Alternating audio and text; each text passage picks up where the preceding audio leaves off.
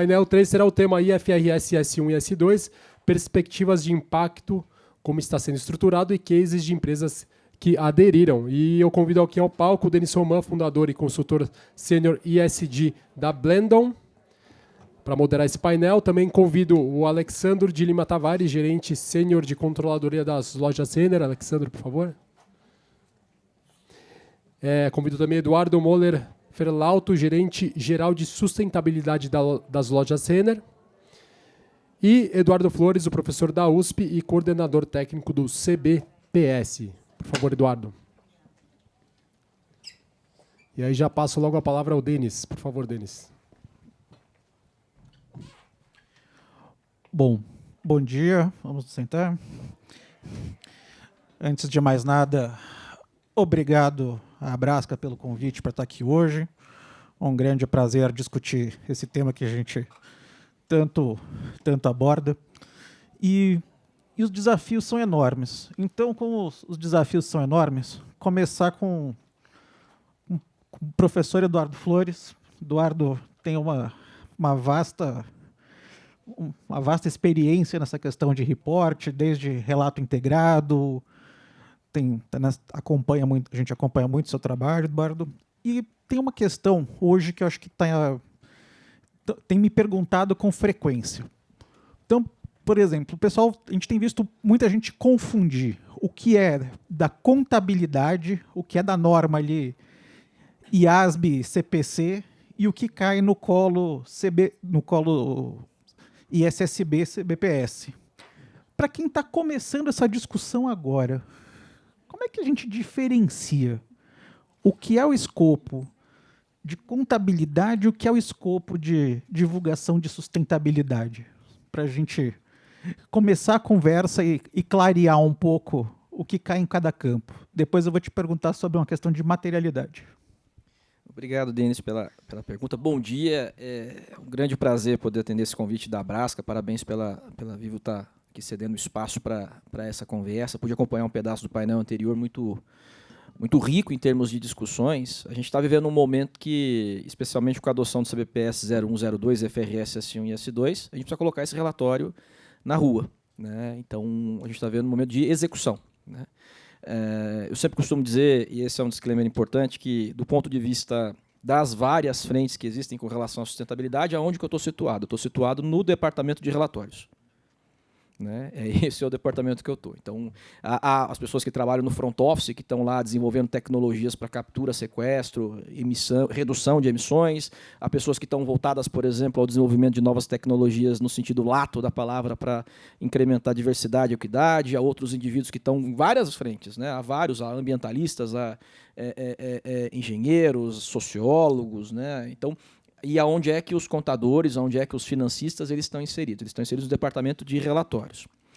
Então, a primeira coisa que eu acho que é importante é aqui a espécie de uma polimacia, né? A espécie da quebra, talvez, de um raciocínio um pouco cartesiano do que compete ao quê, né? E do pensamento integrado, que é uma coisa que vem do relato integrado já há muito tempo, integrated thinking, né? Que é você ter que enxergar que, independentemente se é contabilidade, se é sustentabilidade, é relatório corporativo. Você não pode ter duas versões para o mesmo fato. Né? E tão importante quanto não ter duas versões para o mesmo fato é você ter uma visão bastante pragmática no seguinte sentido. Cabe ou não cabe no seu fluxo de caixa? Se não couber no seu fluxo de caixa, você estiver fazendo determinadas promessas, determinadas divulgações, não faz muito sentido e automaticamente o mercado vai perceber, curto ou médio ou longo prazo, alguém vai fazer conta e vai dizer, você está dizendo que vai reduzir emissões de dióxido de carbono em 80%, isso custa 30% do seu faturamento. Correto? Como é que você vai fazer? Né? Então, por que eu acho que essa abordagem ela é importante? Porque, posto isso, que a gente está falando aqui sobre coerência de divulgação, né? Aquilo que a gente chama usualmente de representação fidedigna. Eu tenho que fidedignamente representar. Então, nós vivemos, eu gosto de uma expressão que a Sônia Consiglio utilizou outro dia, que a gente está vivendo o começo do fim da disparidade informacional.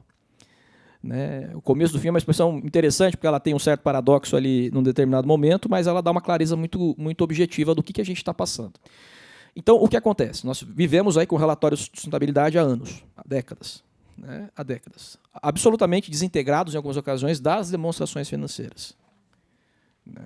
Essa desintegração, ela fez com que a Fundação IFRS em Londres fosse procurada por investidores ao longo do mundo inteiro, especialmente nos últimos 5 anos, porque esses relatórios passaram da ótica dos investidores e credores a serem incorporados nos modelos de avaliação de empresas, nos modelos de avaliação de crédito.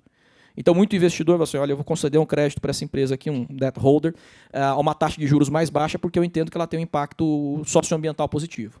Ou as externalidades que ela produz negativas são menores do que as externalidades que outros agentes de mercado produzem, comparáveis com ela. E eu preciso ver, obviamente, eu estou comprando, então, no final do dia, para fins práticos, estou comprando a ação dessa empresa, estou dando dinheiro para essa empresa, financiando essa empresa, do ponto de vista de que ela é uma empresa menos poluente ou socialmente mais atrativa do que as demais. Qual que é o grande problema? Né? Se eu deixo o relatório de sustentabilidade absolutamente alheio à demonstração financeira, né, automaticamente continua havendo essa zona de arbitramento ou essa zona de, às vezes, até cherry picking mesmo. Você seleciona o padrão de divulgação que mais convém para a sua divulgação, não aquele que diria o que você precisa falar para o mercado.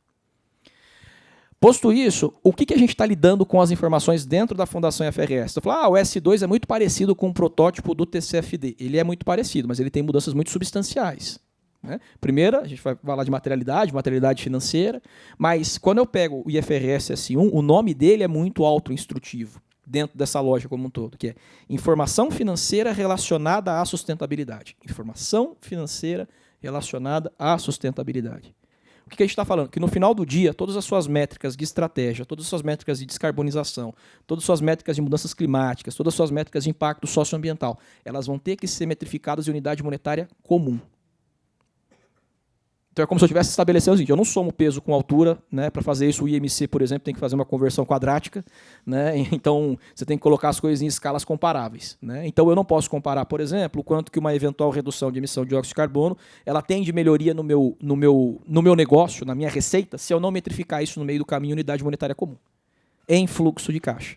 Então a Fundação IFRS está vinculada à ideia de divulgação para relatório corporativo, e aí vem um pouco ao encontro do que se eu corretamente compreendi a tua pergunta as normas que são emitidas pelo IASB e aqui no Brasil são traduzidas pelo CPC, pelo Comitê de Pronunciamentos Contábeis, essas afetam balanço, DRE, fluxo de caixa, DFC, né, DMPL, notas explicativas. Então elas estão no campo da contabilidade e o Brasil é um país muito legalista. Né? Tanto que a contabilidade está na lei, na 6404. Né? E as normas que são emitidas pelo International Sustainability Standards Board, pelo ISSB, que são traduzidas pelo CBPS, colocadas à disposição da CVM, do Banco Central, de quem mais quiser adotar, porque o CBPS não tem mando regulatório, essas estariam voltadas para esse esquema de relatório de sustentabilidade focado em materialidade financeira. Tá certo?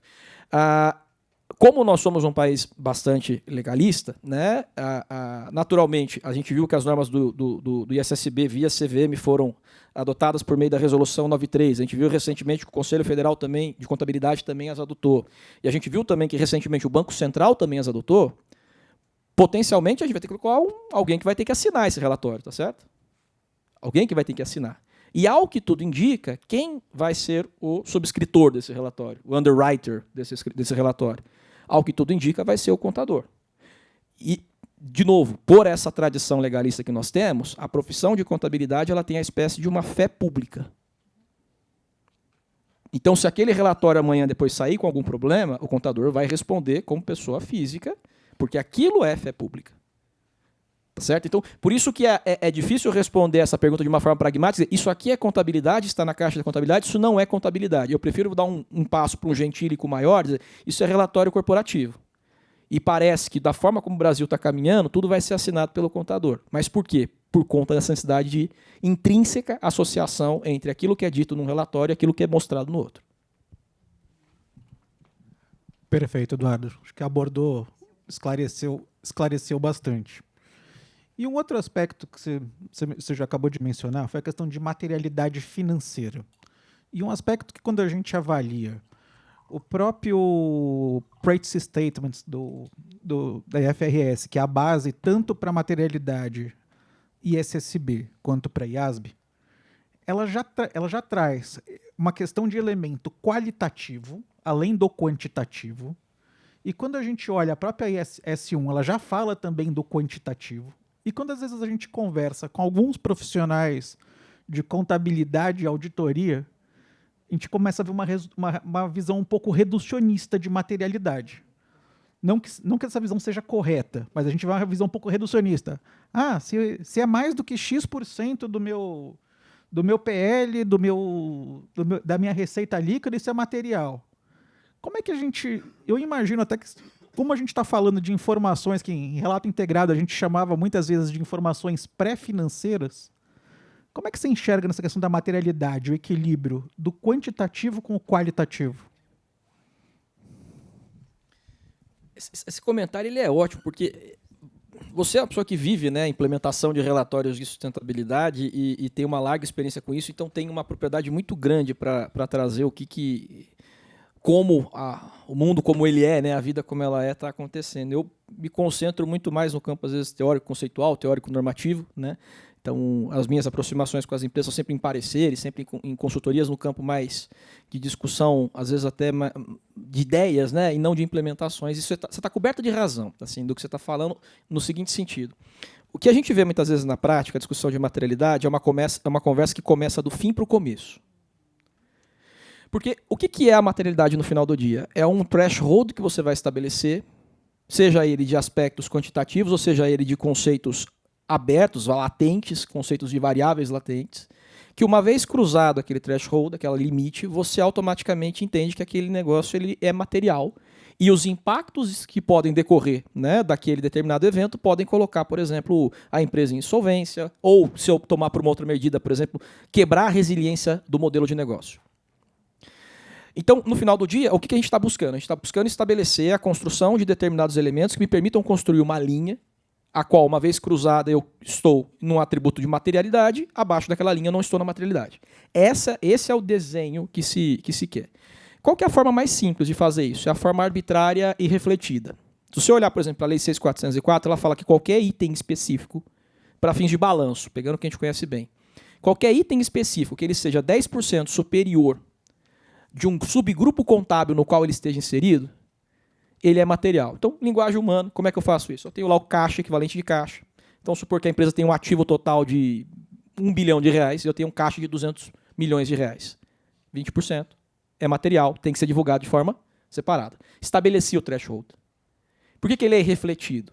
Né? Porque, às vezes, essa empresa ela é uma empresa cujo principal ativo dela não é o caixa, o principal ativo dela é outra coisa. Mas eu vou divulgar o caixa e vou colocar uma outra linha, que pode ser 90%, por exemplo, 80%, por exemplo, né? Que para dar o 100 nesse exemplo, não vai ter o mesmo, como se fosse o mesmo peso.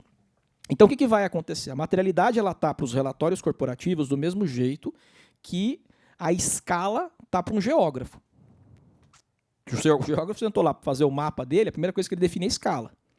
Por que a escala? Porque a escala é de 1 para 1000, a escala é de 1 para 10 mil, a escala é de 1 para 1 milhão. Quanto menor for a escala dele, em termos da razão, mais macro o mapa vai ser. Então, a chance dele representar uma viela, uma arruela, uma pequena travessa dentro de um ambiente é muito pequena, tá certo? Ele não vai representar. Então, ele vai pegar as principais vias, o principal relevo. Né? Para a contabilidade, para o relatório de sustentabilidade, é a mesma coisa. Se eu disser assim, a minha materialidade é tanto, quanto maior ela for, né, menos eu divulgo itens granulares. E essa discussão de materialidade, ela deve ter na contabilidade, pelo menos, isso por um rastreio de algumas pesquisas que eu já fiz, mais ou menos uns 200 anos. Tá? Formalmente, a gente tem citações de materialidade desde 1920 nos relatórios. Então, como é que eu defino materialidade? Aí que você cai numa situação. Você vai ter que arbitrar o conceito. Porque, no final do dia, a materialidade ela vai ter que ser... Por isso que, no final das contas, você vai cair num arbítrio e muitas pessoas falam, dado que esse negócio eu vou rodar, e vou chegar na mesma necessidade de definir objetivamente o que é a materialidade, eu já vou direto para estabelecer um arbítrio e acabou. Mas o mais importante, nessa discussão de relatório de sustentabilidade relacionado à informação financeira, é você pensar o seguinte, como é que a diretoria, a estratégia, o conselho de administração constrói aquilo que é material para ele. Porque a discussão é muito rica, a discussão está intrinsecamente vinculada à estratégia. Percebe? Ela está diretamente vinculada à estratégia. Se eu pego uma empresa e digo, olha, essa empresa aqui ela tem exposições cambiais, ela tem passivos e ativos dolarizados, e ela só vai contratar derivativo para aquilo que for superior a 10 milhões de reais, Alguém na alta administração estabeleceu essa regra. O mesmo vai ter que acontecer para fins, por exemplo, de questões de modelagem de cenário climático. Qual é o aumento de temperatura que afeta a tua operação diretamente? Mas isso tem que ser do alto. E uma questão muito vinculada, só para encerrar aqui com relação à maternidade, por isso que eu acho que no final, apesar dela se reduzir, se resumir a um estabelecimento de uma linha de cruzamento, ela é importante que seja discutida em alto nível empresarial, é a diferença entre materialidade e relevância. Porque, veja, a relevância ela ela é binária, a materialidade ela é um gradiente. A materialidade vai de 0 a 100, por exemplo. Algo que é acima de 10%, 15%, 20%. A relevância ela é binária. Existiu, isso para mim é tão relevante que eu preciso divulgar. Então você imagina, por exemplo, não vou tomar o exemplo dos varejistas para não parecer que é um caso, né, pensado do livro-texto, mas você imagina, por exemplo, uma grande rede de produção que ela conta com várias pequenas empresas na sua cadeia de valor. Aí se descobre que uma desses prestadores de serviço está lá na lista do Ministério do Trabalho, né, com condições análogas à escravidão. Aquele prestador de serviço, aquele fornecedor, ele pode representar, talvez, 3% do seu supply chain. 3%. Isso é tão relevante, a depender do conjunto de valores que a companhia promulga, que, independentemente se é 3%, se é 5%, se é 10%, se é 0,5%, passa a ser um objeto de divulgação. Tá certo? Passa a ser um objeto de divulgação. Porque ele tem um aspecto de risco reputacional tão grande e um efeito contágio tão grande. Então, a relevância ela está num campo de existiu ou não existiu. A materialidade ela está num campo de, uma vez existindo, até quando vai. Perfeito, Eduardo. E vou deixar uma recomendação a todos. Esse ano a gente teve... Eu assisti mais eventos com o Eduardo do que vários outros atores. E recomendo assistir todos. O Eduardo sempre traz contribuições cirúrgicas, precisas, vale muito valioso. Passando para vamos aproveitar que a nossa super oportunidade de estar hoje com a Renner, uma empresa a qual uma grande admiração, você olha a trajetória de sustentabilidade da companhia, é super importante. E queria começar pelo Alessandro. Acho que, primeiro, assim, dar parabéns à Renner por estar aqui hoje e dar parabéns à Renner por estar aqui hoje de uma forma muito interessante. Que acho que bate num desafio que esses últimos dias me pergunto assim, qual área da empresa tem que cuidar do relatório? Resposta é simples. Depende. E o depende, só que o depende tem uma condicional que não depende. Chama integração. Se não tiver integração entre as áreas, você pode colocar em qualquer área que vai explodir. E eu já estou feliz aqui, porque a gente está com a contabilidade e a sustentabilidade. Então, a gente já vê um reflexo disso no painel, porque se deixar o projeto na mão de um e o outro não se envolver, a outra área, uma das áreas vai explodir. Essa é uma sensação que eu tenho. E aí eu queria pedir para o Alessandro comentar sobre a percepção dele dessa questão, essa questão da integração nesse processo, bem como comentar sobre os principais aspectos da norma, na sua visão de preparador de uma empresa que se propôs a fazer esse exercício voluntário no primeiro ano. E também, se quiser fazer uma contribuição final sobre materialidade financeira. Obrigado, Denis. Primeiramente, é um prazer estar aqui neste evento aí da Brasca, estar aqui também com todos vocês. E eu acho que é bem emblemático até esse painel aqui, né? O Eduardo Ferlalto aí é um grande parceiro aí na nossa trajetória aqui do projeto, desde o início, né? Então, acho que começando a falar, por isso, depois até eu queria que na fala do Edu ele pudesse também trazer o ponto de vista dele sobre isso, mas eu acho que foi bem assim mesmo, né? De a gente estar bem atualizado em relação ao desdobramento, né, da norma, e eu acho que tão logo, né? E aí eu acho que é importante ressaltar a importância assim das comissões técnicas, né? Tipo assim, aqui a Brasca, tanto a comissão ESG como a CANC, o Serginho está aqui também, têm sido muito ativas, né, em a gente estar apoiando, né, os reguladores, né, do ponto de vista de a gente estar participando de audiências públicas, né, e ter a discussão antes da norma se tornar obrigatória, né, ela ser propriamente divulgada. Então, acho que isso possibilitou um debate antecipado, né, a gente acompanhando como que isso se desdobrava, a gente conseguiu já trazer algumas pílulas para dentro de casa, né? E eu acho que eu estava tentando lembrar aqui como é que foi as nossas reuniões antes de sair a resolução da CVM 193 em 20 de outubro do ano passado. A gente já tinha feito uma reunião com o Edu, né, com a área de sustentabilidade, para debater a respeito do que estava por vir, né? E ali começou já uma jornada de abertura, né, de a gente poder trabalhar junto para que depois a gente pudesse, em conjunto, dar os próximos passos, né, do ponto de vista da evolução desse tema, né? Então, acho que isso, eu acho que responde um pouco, né, de que essa jornada precisa ser feito em conjunto com essas duas áreas. É imprescindível, assim, no meu ponto de vista, que isso ocorra. E a gente tem que cuidar para não ter vaidade, sabe? Porque eu acho que isso atrapalha, né? A gente precisa trabalhar como um time mesmo, né? E depois isso vai se desdobrar. Porque além dessas duas áreas que, digamos assim, seriam um carro-chefe no início, né, para toda uma organização de um projeto como esse, a gente vai depender de outras áreas também, né? Então, não tem como a gente pensar que a gente vai tocar sozinho isso, né? É algo muito grande e ele não é um projeto de um ano, né? Ele é plurianual, né? Então, ele tem que ter continuidade. E para ele ter continuidade, ele precisa estar estruturado, né, dentro da companhia, né? Então, isso precisa ser construído, né?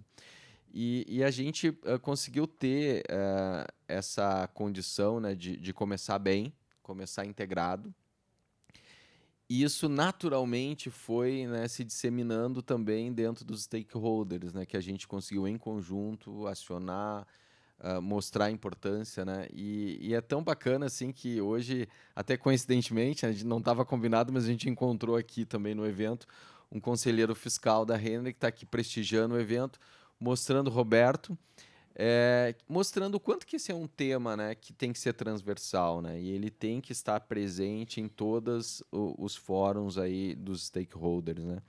Então, acho que nesse primeiro capítulo aí da tua pergunta, depois eu passo para o Edu fazer as percepções dele de como que está sendo essa integração pelo lado de sustentabilidade. Eu posso dizer assim que eu estou aprendendo muito com o Edu, com o time dele, né. A gente está se aprofundando em aspectos também técnicos. Tem aspectos técnicos do outro lado também. A gente é uma área técnica, mas a gente está aprendendo muita técnica ali voltada à parte de emissão, voltada à parte ambiental, que é um mundo novo, né? É um aprendizado, né? Então está sendo muito bacana essa construção conjunta, né? Falando um pouquinho sobre materialidade, já aproveitando aqui a deixa do professor, eu até estava lendo agora um relatório que foi emitido, e na verdade até o professor Eduardo me falou que ele foi reemitido pelo ISSB, que fala sobre riscos e oportunidades relacionados à sustentabilidade e informações materiais. E ele tem, né, um arcabouço do IASB, mas ele foi, né, redirecionado voltando aí para a sustentabilidade. E é um material muito bacana, sabe? Tem umas 60 páginas. E pegando aquele exemplo ali, ele começa a estratificar assim, os conceitos de materialidade dentro de outros frameworks, fora do FRS, e ele chega também no conceito da materialidade financeira pura, né, que é a base dos relatórios. Então, ele está sendo bem didático assim, para mostrar as diferenças e exatamente o que a gente tem que entregar. E dentro disso, depois que ele traz o conceito aqui que nós já debatemos, né, daquilo que vai mudar a opinião do investidor e dos credores, que são os principais usuários, né, os usuários primários deste relatório, ele traz um aspecto que eu achei interessante, que mas então se não tiver uma informação que for relevante e material, ela não precisa ser informada no relatório, ela precisa ser monetária. Aí ele faz, né, uma passagem para a importância da relevância que o professor comentou ali. E me chamou a atenção que ele usa um exemplo para mostrar isso, que eu estava lendo agora há pouco. E ele fala assim, né, ainda pegando da cadeia de valor, Ele fala, imagina que não sei, olha, e eu encontrei vários exemplos do varejo ali, tá? Estão nos ajudando aí. Vários exemplos de varejo. Eu encontrei uns 3 exemplos voltados para varejista, né? Então, acho que está sendo bem legal nesse nosso momento aí de construção. Só uma anedota. A Fundação FRS está precisando tanto de dinheiro que você falar isso, eles vão cobrar royalties. Mas, assim, dentro desse exemplo, ele dá um exemplo de cadeia de valor de varejo e ele fala de uma hipótese, né, de determinadas indústrias de varejo ter uma concentração de alguns fornecedores em alguma região que pode ter um determinado risco, ou social, ou ambiental, ou climático lá. E aí uma determinada empresa, né, uma outra empresa, né, da mesma cadeia, né, de fornecimento, ela não tem uma concentração dos seus fornecedores nessa mesma região. E aí ela faz a avaliação do risco. Os demais concorrentes vão acabar tendo que divulgar os seus riscos materiais relacionados a este item de cadeia de valor, né, dependendo desse risco. A outra empresa, ele faz a pergunta, né, será que ela deveria divulgar também, uma vez que não é material, porque ela não está localizada nessa região, onde tem essa concentração de fornecedores que não estão compliance, né, com questões sociais, trabalhistas ou até mesmo riscos climáticos? Aí ele responde que é interessante porque ele tangibiliza esse conceito, né, da questão qualitativa da materialidade, né? Que ele fala assim, ó, que esta empresa que não tem esse risco, ela tem que informar que ela não tem esse risco. Por quê? Porque senão o investidor ou o credor, ele pode, devido às outras empresas terem esse risco, ele pode acreditar que ela também tenha. Então ela precisa dizer que não tem. E aí é justamente o risco de a questão de omissão, né? Exatamente. Que a né? norma trata. E aí eu lembrei desse exemplo, trazendo um pouco para a realidade do Rio Grande do Sul, da questão das enchentes. Né? A gente teve no segundo trimestre um ofício da CVM que orientou que as empresas, né, dessas regiões divulgassem nota explicativa, então aí demonstração financeira, como que foi o impacto, né, das enchentes. E aí a gente fez a avaliação lá, nós já divulgamos essa informação no segundo trimestre, e a gente entendeu que o nosso impacto não foi material. E aí a gente ficou assim, olha, não foi material, então, será que a gente tem que divulgar, né? Aí veio a questão, mas qualitativamente, o investidor ou o credor, ele não sabe. Se eu não divulgar, ele pode presumir que talvez tenha impacto e eu omiti a informação, né? Então a gente divulgou que não foi material. Então acho que é o mesmo exemplo, o mesmo conceito aí de que a gente precisa ter esse ponto de equilíbrio entre a parte quantitativa e a parte qualitativa, né? Então ali nesse relatório ele procura ajudar como que a gente pode avaliar através de alguns passos como que a gente pode chegar a essa conclusão, né? Do que divulgar, do que não divulgar e se não tiver que divulgar uma informação financeira propriamente dita, uma informação qualitativa, né?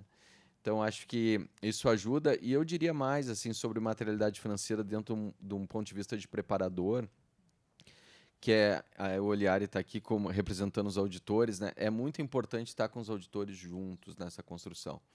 Porque assim, gente, assim como a gente aqui está formando, né, conceitos, aprendendo, lendo, eles também, mas eles precisam fazer isso olhando a realidade da empresa, né, entendendo onde é que a gente está inserido, né, qual que são as ações de mitigadoras, né, que a gente vê como oportunidade para tu ter um risco residual. Né, eles precisam entender essa mecânica para que, em conjunto, possam chegar numa conclusão, né, alinhado com o que a empresa está construindo. E aí eu digo mais, né, quando a gente envolver o auditor, não adianta envolver algumas pessoas só da auditoria. É impressionante, mas é assim, pensa que esse relatório ele vai ser revisado dentro da estrutura das empresas de auditoria por sócios de qualidade, né, por outros sócios também que vão assinar. O pessoal tem que estar todo mundo junto, né? Porque é um alinhamento de entendimento e de conceito. Então, tem em todos os níveis das pessoas que vão se envolver na aprovação desse relatório, eles têm que estar na mesma página. Não adianta lá o especialista ou o gerente da conta lá ter um entendimento, mas não conseguir passar isso para cima, para que isso possa ficar, né, transparente. Né? Então, eu acho que isso é um desafio depende muito de agendas, né? Então, acho que é um esforço, mas ele precisa ser perseguido. Acho que as empresas precisam combinar isso dentro da estrutura dos seus projetos, junto aos sócios de auditoria, de que isso vai exigir agendas de todos, né? E se a gente conseguir engajar esse pessoal para estar dentro do mesmo contexto da construção, a gente não vai ter surpresa ali na frente, né? De tu estar construindo toda uma lógica de estimação de números e aí chegar lá uma pessoa que precisa também aprovar, ela não entende, ou ela não concorda, ou ela vai demorar muito tempo para concordar e aí tu já tem pouco tempo, né? Então, eu acho que isso também é um fator que eu diria que seria muito importante fazer essa construção conjunta. Tá? Perfeito. Só um comentário off-topic. Você falou de uma coisa muito importante. Acompanhar a audiência pública. No Brasil, a gente tem uma questão cultural de baixíssima adesão. Eu brinco que a gente não participa nem da assembleia do prédio e depois xinga o síndico. É bem nossa cultura. A gente só vai no sorteio, na assembleia de sorteio de vaga. E essa questão, olha que interessante que vocês trouxeram uma captura de valor justamente por vir acompanhando o desenrolar da norma. Muito bacana isso. Em função do tempo, não vou fazer outros comentários. Mas, Eduardo, conta pra gente agora um pouco como é que foi esse desafio, essa transição de... Foi não, né? Estamos em plena construção do nosso processo, a transição de mindset.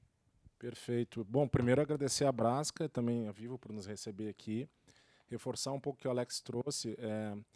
É o primeiro painel, a primeira discussão que a gente faz em conjunto. É um marco, né? A gente que é da área de sustentabilidade acaba fazendo muita conversa. A gente veio de uma rodada de 4 painéis da COP. Essa semana também estive em São Paulo aqui com diversos fornecedores discutindo a nossa jornada Net Zero, né? Então, aprovamos as nossas metas de médio e longo prazo para 2030 e 2050. Então, tem um trabalho de cadeia muito forte que a gente está acelerando. E quando eu falo que é um marco, é porque realmente a gente já vinha, né? Já tem uma história. Nosso primeiro inventário de emissões foi em 2011 e a área de contabilidade sempre nos acompanhou muito, né? Só que, obviamente, dentro do foco do que se dava naquele momento. Então, a área do Alex, o Alex ele já tinha assim, uma conexão muito forte com o nosso comitê que forma todo ano o relatório, né?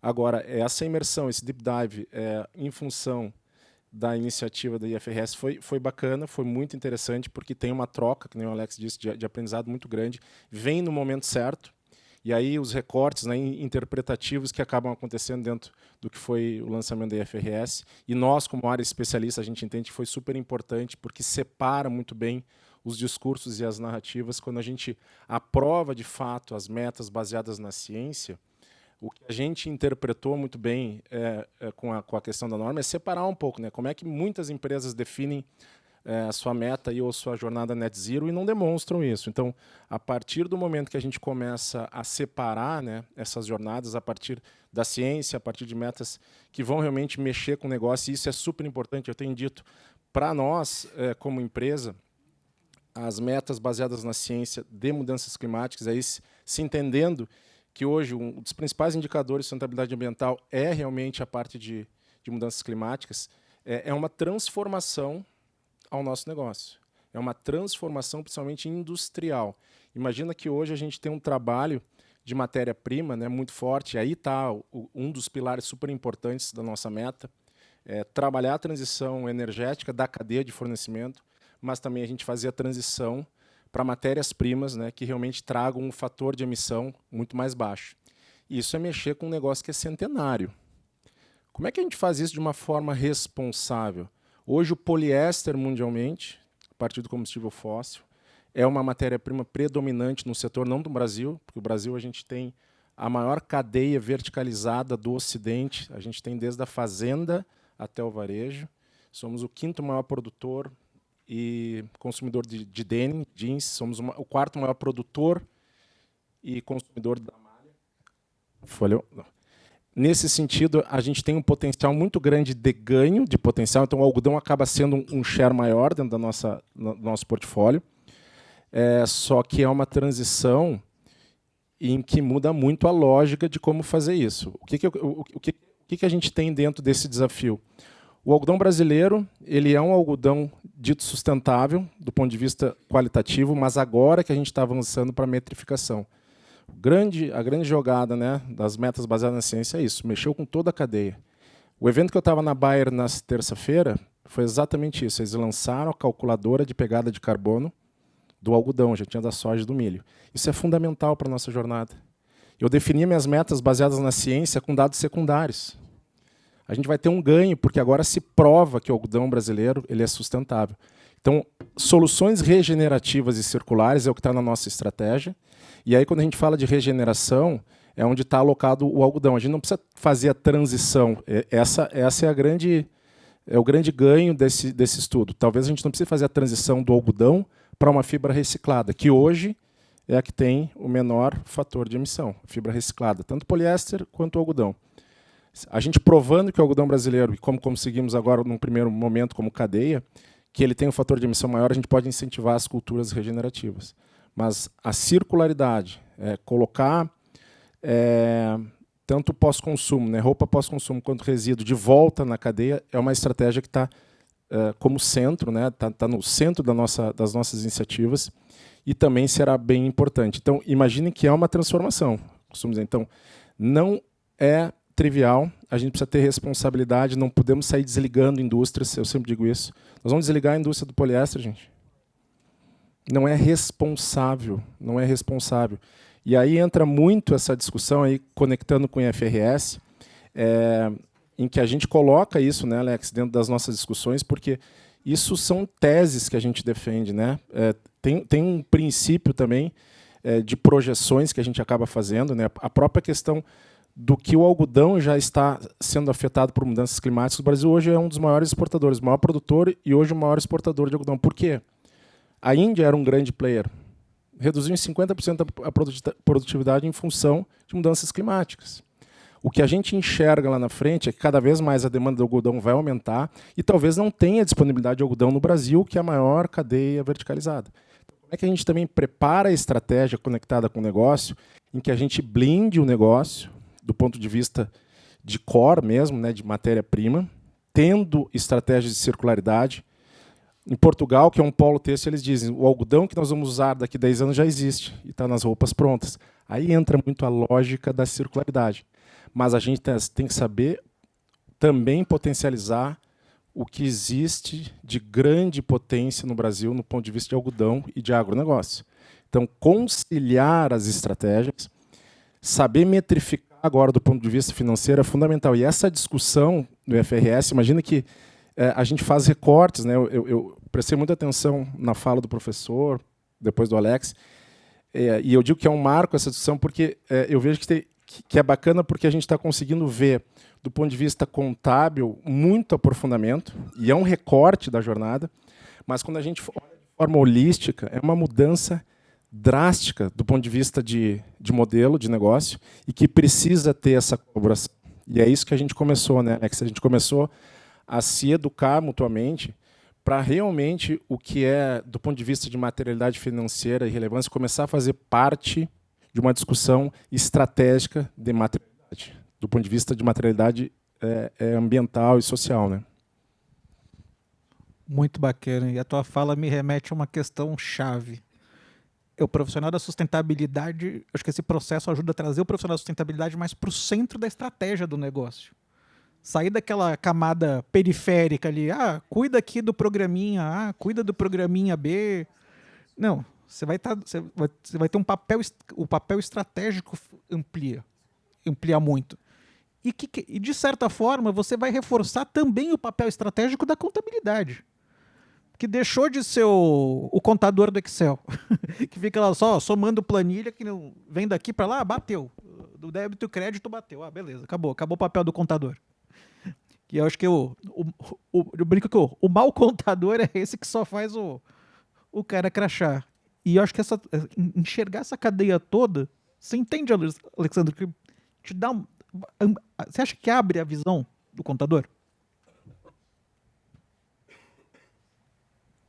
Com certeza, né? E eu acho que cada vez mais a gente, como classe, né, aí já trazendo ali pelo que o professor falou, né, Resolução 1.610 do Conselho Federal de Contabilidade, quando também traz essa questão do ônus, da responsabilidade, etc. e tal, por assinar um relatório técnico, mas também tem o bônus, né, porque a gente vai estar mais próximo da estratégia, né, a gente vai estar contribuindo mais diretamente, né, para a gente poder estruturar os projetos, né, da companhia, né, que são projetos importantes, vai estar olhando fora da empresa também, porque aí a gente não está construindo algo só dentro da empresa, a gente tem que olhar a cadeia de valor, a gente tem que olhar todo o público externo, como que é impactado e por fim, o cliente, né, como que o cliente vê e valoriza tudo isso. Então, eu acho que tem uma oportunidade, sim, eu vejo que a gente precisa... pavimentando isso, né? Eu acho que isso vai ser gradual, mas eu acho que está dado a largada aí. Eu acho que, independente de quem não fez a adoção, né, gente, formalmente, o projeto, no meu ver, precisa começar, né? Já precisa estar tramitando dentro das empresas essas discussões, porque tem esse grande aprendizado, isso leva tempo, as equipes... Se elas não estiverem já formadas e organizadas, elas também têm um tempo de entendimento, né? O Edu até usou uma expressão que eu vou deixar ver se ele quer falar, mas usou um termo local lá de que tem esse tempo de a gente se conhecer. E esse tempo de se conhecer, ele demora. A gente tem que ter paciência, porque são conhecimentos diferentes. Então, as equipes, elas também passam por um processo assim... de se entender, de se olhar, muitas vezes de discordar, porque pega pessoas técnicas de dois lados, né? São polos diferentes, né? Então, assim, não dá para botar essa galera toda numa sala e achar que rapidamente eles vão chegar numa solução. Tem que ter paciência, tanto de quem está explicando de um lado sustentabilidade, tem que ter paciência, porque vai ter perguntas óbvias, quanto que está do lado de controladoria e falando sobre normas, sobre materialidade financeira, também tem que ter paciência para as perguntas que vêm do outro time, né? Então, começar mais cedo, né, juntando esses times, vai fazer essa engrenagem ficar azeitada, né? E só depois, né, que ela estiver bem azeitada é que ela vai começar a produzir ou construir junto, né? Porque aí vai ter uma fusão de ideias dos dois lados, que é a construção. Né? Então, isso é essencial para isso funcionar. Então, eu acho que aí tem esse fortalecimento assim, né, de uma área, de duas áreas importantes já nas empresas, que vão se fortalecer cada vez mais, né? Entregando mais valor para a companhia conjuntamente. Né? Então, acho que isso é bem importante. Muito bom. E eu queria só lembrar um ponto específico, que quando a gente olha para a estrutura da S1, né, que é a parte dos itens de conteúdo, que a gente tem que explicar governança, tem que explicar estratégia, tem que explicar gestão de riscos, depois métricas e metas. E aqui é uma questão que talvez não seja muito claro, por exemplo, para uma empresa como o Renner, porque vocês têm governança fortíssima, vocês têm estratégia, vocês têm gestão de riscos. Mas a gente tem muita empresa que é de capital aberto, que vai ser abrangida pela 93 e que não tem estrutura. Então, a questão acho que ela vai ser muito mais forte. O relatório é o menor dos problemas. É o menor dos problemas. O maior problema é uma empresa que não tem gestão de riscos. Tem empresa que você vai falar, mas todo mundo tem. Abre o formulário de referência, tem lá os fatores de riscos. Aí você vai olhar o que está por trás. Foi algo produzido pelo advogado externo. Tem algumas empresas, não são a maioria, mas acontece. Diferente de estar aqui na casa da Vivo, vocês têm uma estrutura super robusta. Renner tem uma estrutura super robusta, mas a gente tem, com registro na CVM, mais de 600 empresas. E tem uma parcela significativa que vai, se não se movimentar rápido e revisar essa questão estrutural, acho que vai sofrer. Faz sentido na sua visão, Flores? Principalmente Flores, que tem uma visão de mercado bem ampla também? Já lidou com todo tipo de empresa? Não, acho que faz, sem dúvida nenhuma. É só você ver, por exemplo, quantas empresas adotam o conceito de Enterprise Risk Management, né? Que é, no final do dia, um rótulo ali importante que vai olhar não só Porque o grande ponto, acho que, de gestão de riscos, né, acho que isso tem uma incursão muito maior, muito mais profunda e tudo mais, mas no final do dia a gente está olhando para a norma e está dizendo assim, olha... Aliás, até é importante seu comentário por uma outra perspectiva que me parece ser adicional. O momento é um momento de dúvida, não é um momento de indecisão. Tá certo? Acho que para quem, falando para um público de companhias de capital aberto, a gente está falando, você tem uma resolução 93 que até o momento que ela está estabelecendo, é só 24, 25 voluntário, 26 em diante mandatório.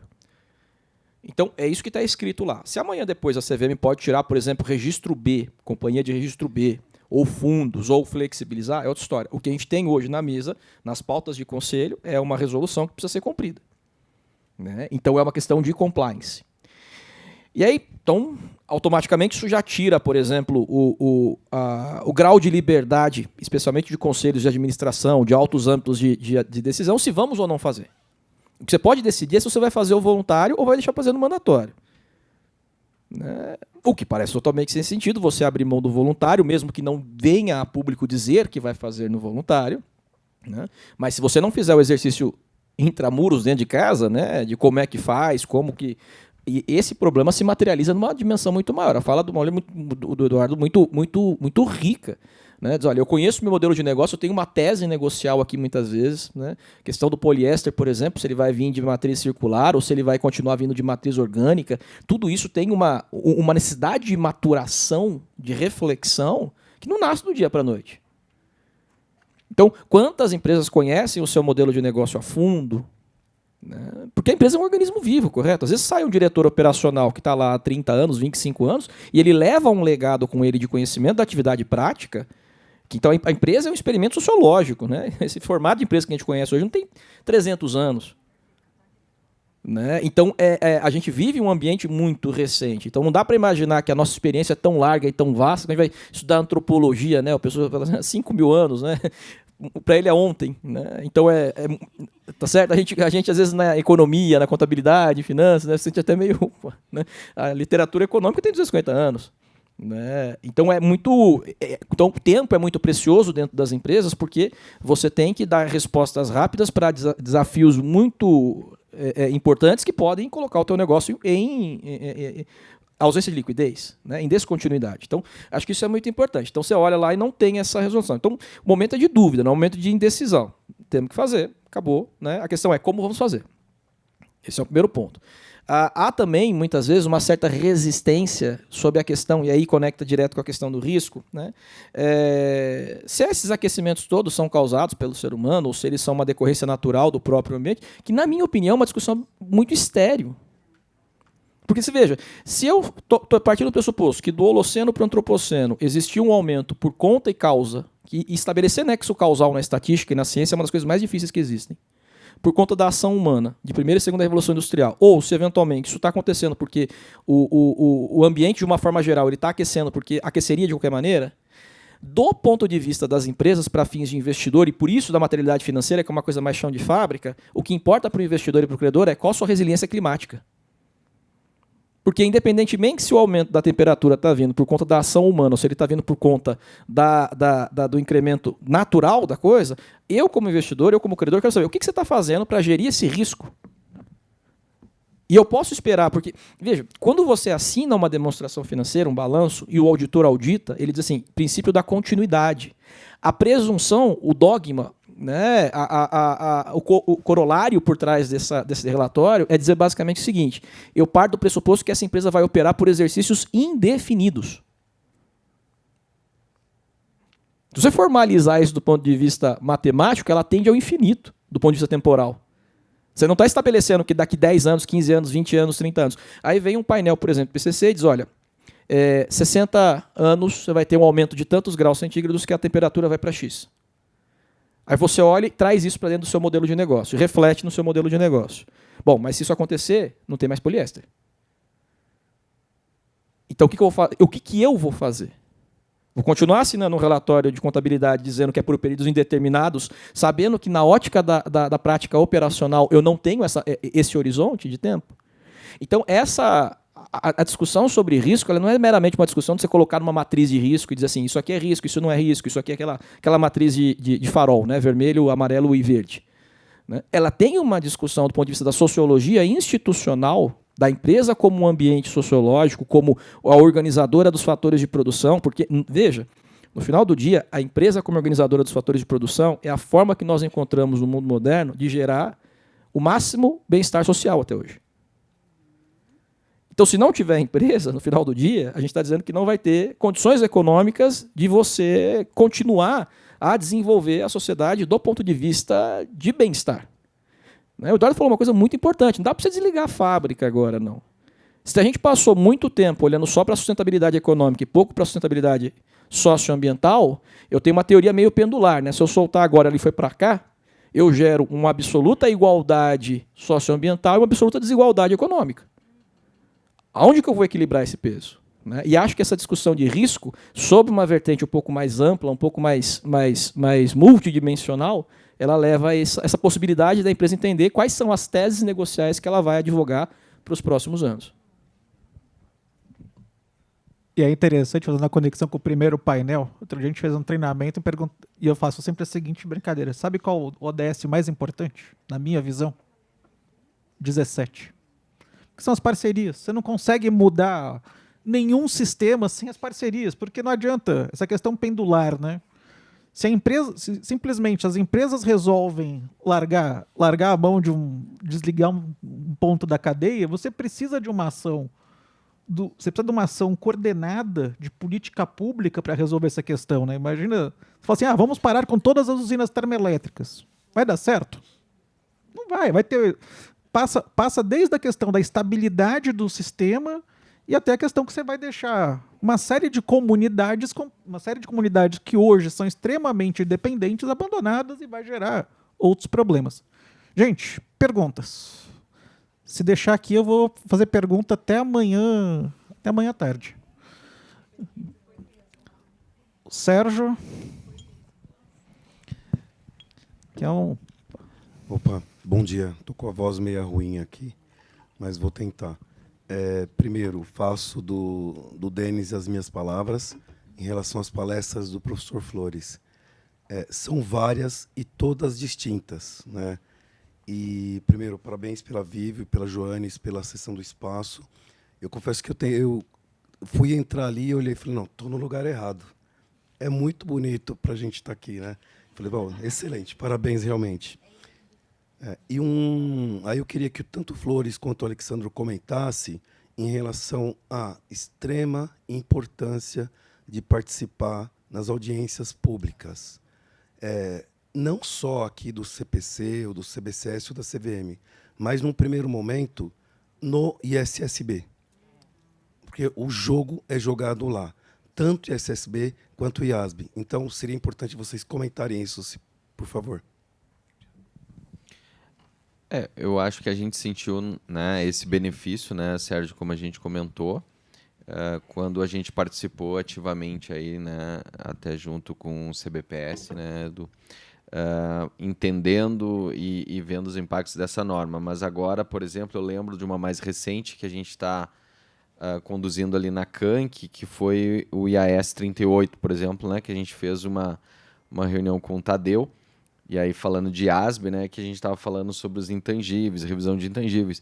E aí, quando tu começa a refletir sobre isso e conversar dentro das empresas, a gente começa a ver coisas novas que vão surgindo e que não estão ainda amparados pelas normas. Nesse exemplo, né, a gente trouxe lá para discussão e levamos, e foi muito bem aceito, né, a questão da arquitetura em cloud, onde, né, tem uma agenda que direciona, né, isso com alguns critérios para que seja tratado como despesa, e essa arquitetura, não estando na nuvem, ela é um intangível. Né? Então, isso traz um elemento de não comparabilidade entre as empresas, que às vezes têm o mesmo fabricante, né?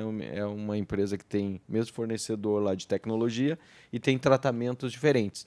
Se alguém não levar essa problemática em tempo de revisão, esse assunto talvez não vá ser discutido ou acatado. Né? Então, acho que isso é um exemplo de que a gente tenha a oportunidade de estar trazendo situações do dia a dia que estão causando problemas nas empresas e até mudanças, né?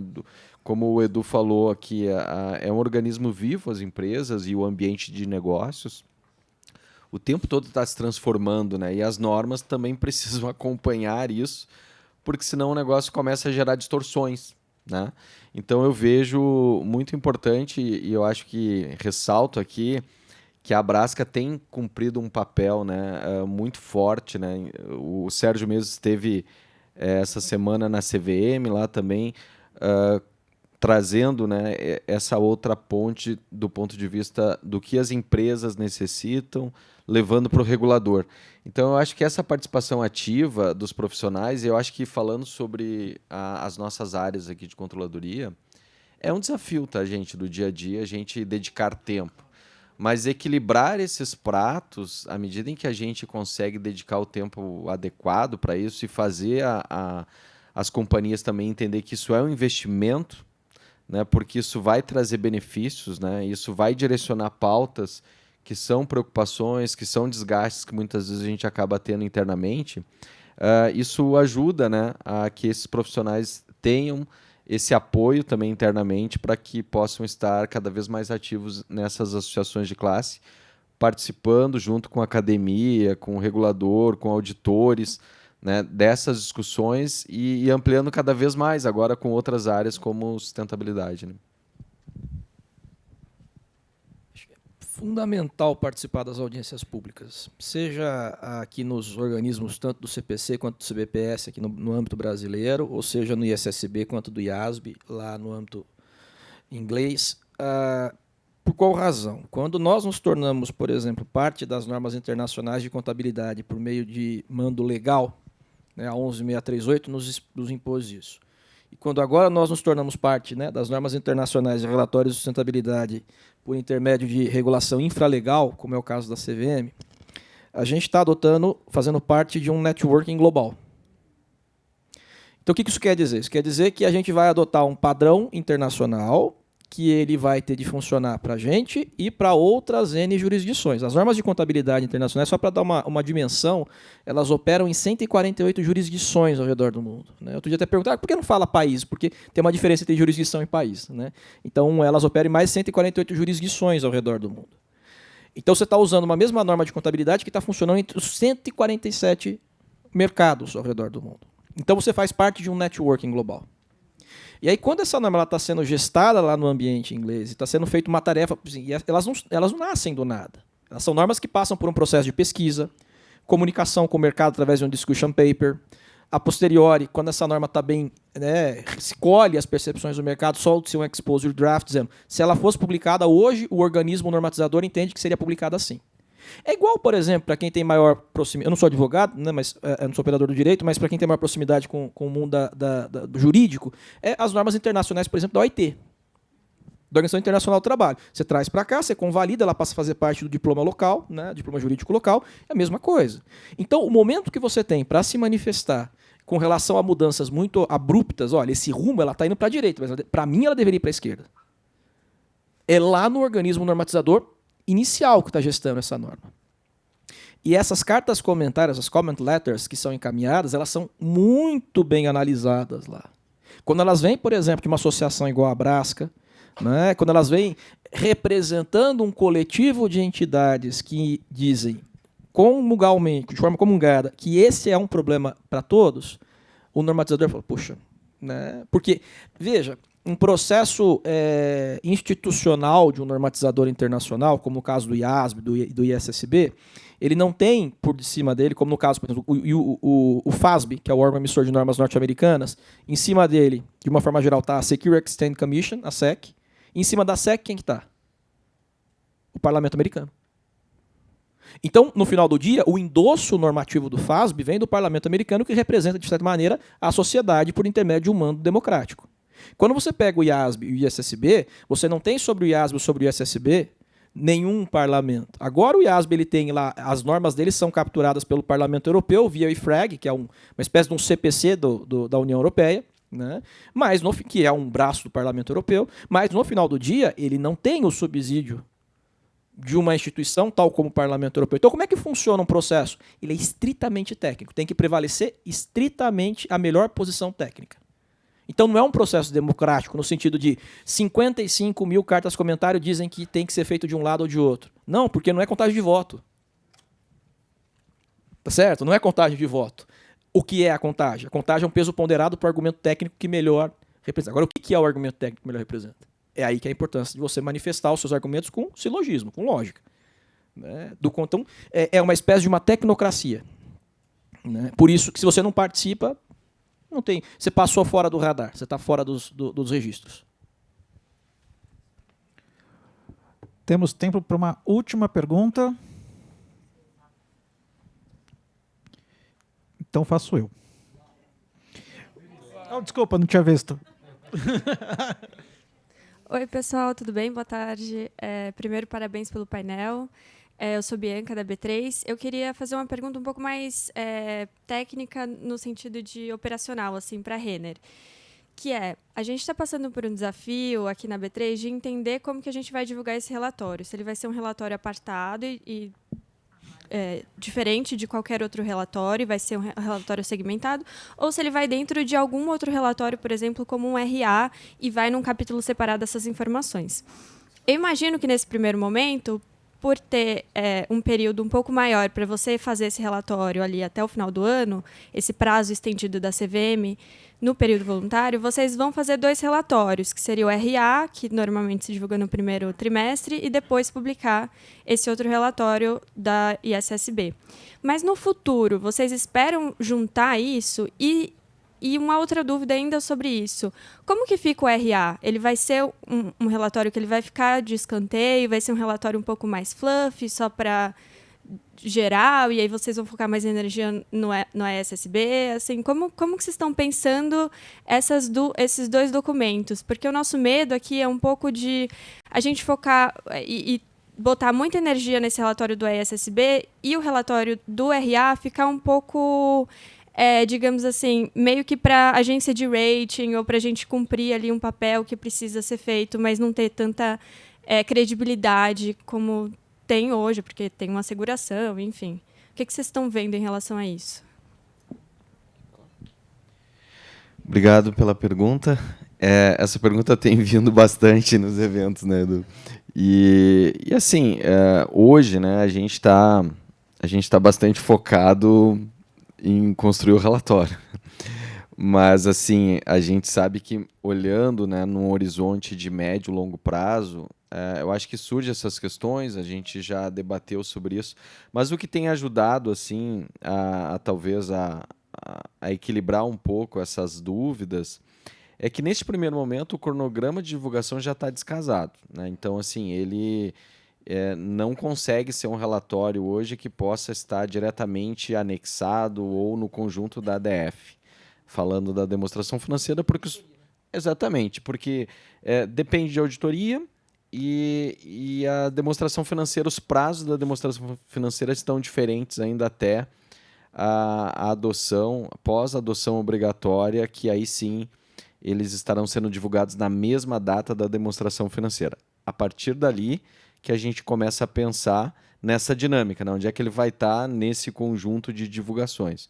O que tem nos ajudado, né, a entender um pouco essa dinâmica e até das discussões que a gente tem tido com os acadêmicos, reguladores, é que eles são públicos diferentes, né? E até o ISSB tem deixado bem claro que a ideia inicial, né, não é um eliminar o outro, porque eles têm públicos diferentes. Esse relatório ele é voltado para investidores e credores que têm uma necessidade de informação específica, né? O relatório de sustentabilidade ele é um pouco mais amplo, né? Ele atende outros clientes, o Edu pode até complementar ali cliente, fornecedores, a sociedade como um todo, então ele acaba tendo um outro viés com informações até mais amplas da estratégia da companhia. E também o relatório de S1 e S2, ele é mais objetivo, ele é mais focado, ele não tem tanto detalhamento, né? E aí a norma também fala sobre a questão da conectividade, e eu acredito que à medida em que a gente começar a produzir esses relatórios, e ele tem, né, um viés de ser mais objetivo, porque ele quer entregar uma informação para um público específico, mas ele pode começar a criar links, né, de referência, aí vem relato integrado, de mais informações sobre aquele tema, né, que ali está objetivo e está financeiro, remetendo, né, para outras informações, tanto de demonstração financeira, como também de relatório de sustentabilidade. Então, à medida em que talvez isso começar a rodar e ter essa correlação, ele também começa a não, digamos assim, passar a impressão de que o outro relatório está ficando obsoleto, sabe? Porque ele começa a mostrar que determinados assuntos vão estar sendo complementados, né, em outro relatório, como o relatório de sustentabilidade. Então, mas de qualquer forma, né, à medida em que isso começar a ser implementado, a gente começar a também ver como que vai ser as reações, as interpretações sobre o disclosure desses relatórios, que a gente vai entender como é que de fato vai ficar essa mecânica, né? Mas aí isso eu diria que ainda é mais longo prazo, né? A gente não consegue ver com clareza essa dinâmica agora, né? Até complementando o que o Alex trouxe, tem uma questão do próprio roadmap que a gente montou, né, para a adoção voluntária, que parte dele é sim a adequação do ponto de vista de controles internos, porque muda, obviamente, a certificação de terceira parte, ela passa a ser mais aprofundada, e aí, obviamente, a nossa adoção voluntária, né, Alex, partiu-se do princípio que a gente sabe que tem uma jornada já madura, né, do ponto de vista de roadmap técnico de ESG, mas que, obviamente, a gente tem aí como caminho crítico a materialidade financeira e o adensamento, obviamente, de programas, né, e processos. Um deles é a parte de controles internos, que está dentro desse avanço, né, que a gente está promovendo a partir da adoção voluntária. E aí sim, obviamente, a gente vai conseguir estar, talvez, com, né, o dado mais acuraz do ponto de vista do que a norma pede, e aí a conciliação vai ser, a gente acredita que está na pauta de discussão, mas ela vai ter que ser muito sinérgica, né, a adequação dos relatos, né.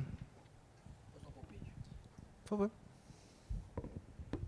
Acho que sua pergunta, em síntese, é onde publicar, né?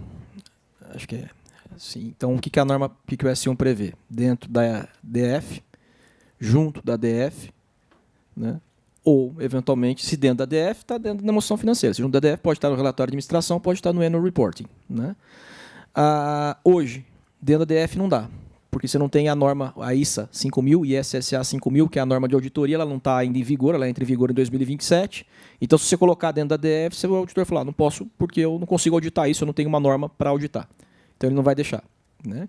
O México fez até uma coisa um pouco mais ousada. O México já hoje adota dentro da DF. Né? Não sei como é que o Ibracom mexicano está lidando com isso, né? Mas tem um ponto. Então, automaticamente sobraria colocar o relatório anual ou colocar fora. No relatório anual, no relatório de administração, perdão, não daria, porque você bem detectou, né? No ano de 24 publicando em 25 publicando em 26, a resolução 93 alterada pela 219, ela permite você publicar até setembro. E a demonstração financeira tem até março, abril. Então, você perderia. Então, você não vai colocar também dentro do relatório de administração. Então, provavelmente, nesses 2 anos, o problema não existe um problema. A questão está resolvida. Você vai ter que publicar fora, né? E, eventualmente, apartado. Quando você chegar lá no obrigatório e a norma de auditoria estiver valendo, a minha percepção, tá? Eu parto do seguinte pressuposto. Essa ISA 5000 vai ser uma norma internacional de auditoria, tá certo? A função do ISSB é ter interconectividade com o IASB.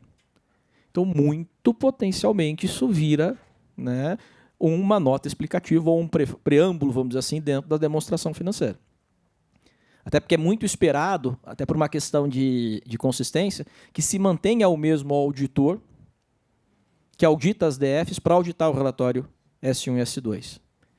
Né? Porque ele vai ter que ter toda hora. Falar, olha, está dizendo aqui que o risco para ele aqui, ele está colocando, sei lá, X milhões no CAPEX para poder reduzir emissões e transição. Você, né, imagina 2 auditorias, uma toda hora vai ter que se referenciar para a outra. Então, eu imagino que no futuro haja uma coisa só. Se eu pudesse escolher, tivesse o poder de escolher discricionário, eu preferiria, por conta né, do conceito de one report. Né? Você olha ali tudo de uma vez só, já vê tudo de uma forma só. Lembrar que no D0, hoje na CVM, a gente tem 3 categorias: relatório de sustentabilidade, relato integrado e padrão ISSB. Então, D0 nasce apartado. E acho que a gente vai ter um processo de amadurecimento grande. Eu, por exemplo, nesses últimos 3 anos já mudei de ideia umas 3 vezes. Não, porque a hora que você vai estudando, você vai enxergando você vai construindo essas questões, você vai mudando, você vai pivotando. A gente tem 13 segundos, então dá tempo de eu fazer uma pergunta. O relief, a norma tem um relief no primeiro ano de você reportar só S2, obviamente usando os conceitos de S1 e não falar dos outros temas materiais. Essa vai ser uma opção da Renner para esse primeiro ano? Sim, a gente já divulgou ali, né, que a gente iria adotar os relieves, né, e isso certamente ajuda a gente ter toda essa preparação, né, por mais que a gente já tenha bastante coisa mapeada em relação a algo que a gente já divulga no relatório a sustentabilidade, mas isso ajuda a gente a ter um fôlego, até porque, como o Edu também tinha comentado aqui, essa questão dos controles internos, né, é um item que a gente começa também em paralelo e estruturando de uma forma mais documental também, para ir preparando por uma auditoria razoável. Isso tem que começar em paralelo, mesmo que tu não vá ter nenhum impacto disso nesse primeiro momento por uma auditoria limitada, mas se tu não começar a trabalhar isso agora, mesmo que tu tenha bons controles, tem que formalizar, tem que criar uma trilha ali de auditoria, né? E isso também toma tempo, né? Então a gente está tentando fazer um pêndulo para a gente começar a entregar um primeiro relatório que vai gerar insights ali que a gente também vai receber feedbacks depois do mercado, para continuar aprimorando, né? Então, ter um escopo muito amplo na largada pode desviar o foco, sabe? Então, a gente está tentando conduzir outras coisas em paralelas, que são estruturantes, né, para o relatório obrigatório depois, né? Vamos lá, Edu, que a gente já estourou o tempo, que já vão puxar minha orelha, mas é a minha, então pode ir. Mas muito rapidinho, porque essa escolha, na minha opinião, é a mais correta, tá? Usar esse relief é o mais correto. Porque quando você olha para o S1 ele fala de riscos e oportunidades relacionados à sustentabilidade. Então você não está circunscrito, você não está cingido né, com aquela questão climática só. O S1, na verdade, ele aborda aspectos sociais, aspectos ambientais e aspectos de governança. Se a gente pegar o acrônimo, né? Então, se você adota o S1 e o S2 já no primeiro ano, o que vai acontecer? Você tem o S2 que é voltado para a temática climática, mas você não tem nenhuma norma do ISSB, vinculada a aspectos sociais. Então, você vai ter que fazer aquela construção, aquela conjugação building blocks, GRI mais ISSB. Correto? Então, o que vai acontecer? Só que o formato de auditoria vai ser um formato de auditoria tal como é para o S2, que é uma auditoria, uma asseguração razoável. Então, você abre o flanco para uma coisa que não está ainda dentro da família S das FRS, vai criar uma complexidade de implementação muito maior e a chance de você ter algum problema do ponto de vista de implementação de controle interno, né, é muito grande. Então, eu acho que esse formato, assim, o relief está lá, não é à toa. Né? Então... Perfeito. Infelizmente, nosso tempo já se esgotou, já recebi a placa de tempo esgotado umas 2 vezes aqui. Pedi desculpas por esse atraso, mas foi por uma boa causa. Eu queria agradecer muito a Abrasca, agradecer a Vivo pela hospitalidade, como o Sérgio colocou, o local é lindo. Parabenizar a Renner e agradecer muito ao Eduardo pela incansável missão educacional. O Eduardo sempre fala muito do letramento. O pessoal a equipe de sustentabilidade tem que se letrar sobre a realidade da contabilidade e vice-versa. Senão, a gente não vai ter integração. Muito obrigado, pessoal.